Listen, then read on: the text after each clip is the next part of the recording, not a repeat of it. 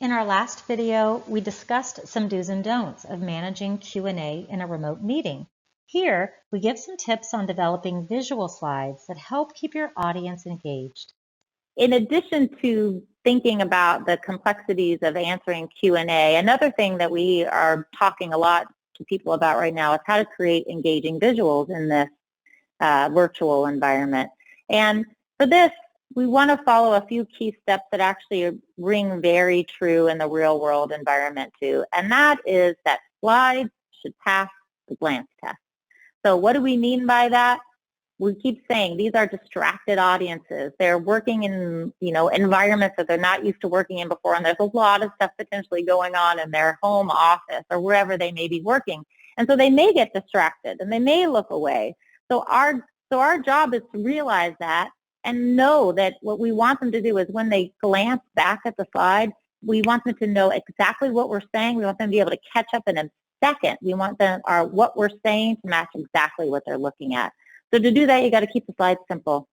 One major idea per slide, more slides with more white space per slide, and that research shows that there's more retention on messages and on information when there's more white space on the slide.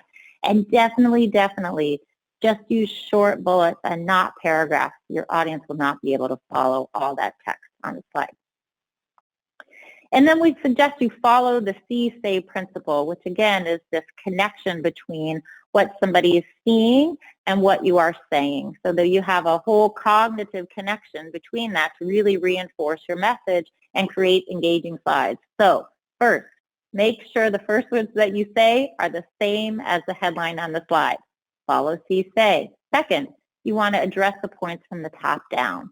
Third, you want to address everything on a slide. If you don't, your audience is sitting there wondering, I wonder why Penny didn't say X, Y, and Z that was on her last slide, as opposed to really listening to Penny.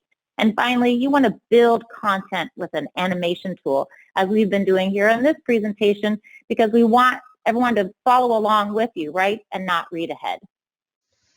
We hope you enjoyed this video on creating engaging visuals for virtual communication.